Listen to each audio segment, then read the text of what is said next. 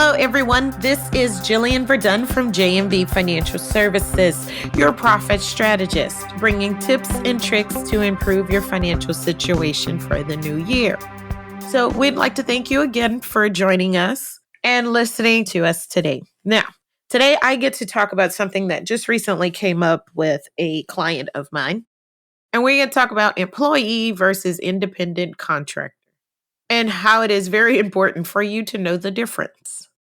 I have a client currently that is going to have to redo several years of tax returns because her employer had her listed as an independent contractor, and the government said that was incorrect, that she should have been an employee the whole time.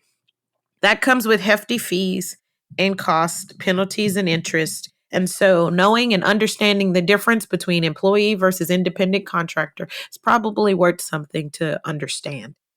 So let's talk about it.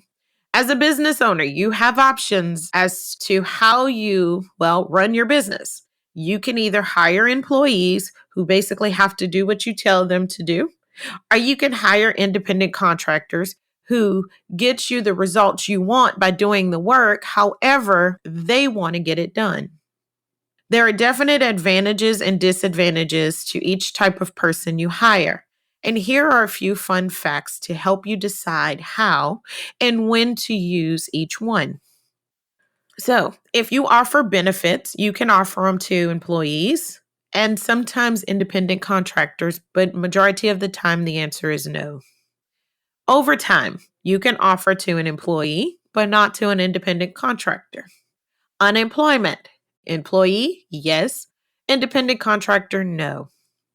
Business expense reimbursements, no to independent contractors, and employees, yes.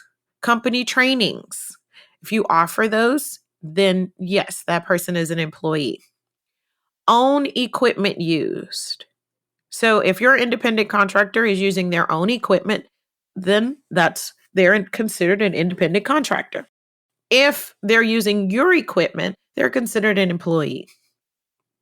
Salary versus hourly is a determination for an employee versus an independent contractor. A defined length of employment. Independent contractor, yes. Employee, no. Exclusive employment. If you hire an independent contractor, they are able to work for whoever they would like. But as far as your employee, they're usually going to show up every day at 8 o'clock because they're exclusively working for you. Okay? So it's important for tax purposes to make sure you correctly classify your employees and your independent contractors. Accidentally claiming an employee as a contractor could trigger an IRS, state, or unemployment investigation and have you paying thousands of dollars in back taxes and defense fees, even if you win. So, to reduce the risk of an investigation by a state or federal authority, familiarize yourself with and follow the rules, as well as document the relationship you have with your workers and vendors. It's always a good idea to have written contracts stating the terms of the expectations available. So, if you have more questions about this topic and you need to reach out to someone, please feel free to contact us or your local accountant.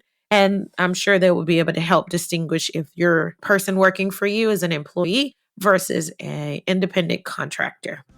So again, we'd like to thank you for listening to us today. And please follow us on your favorite podcast. Bye.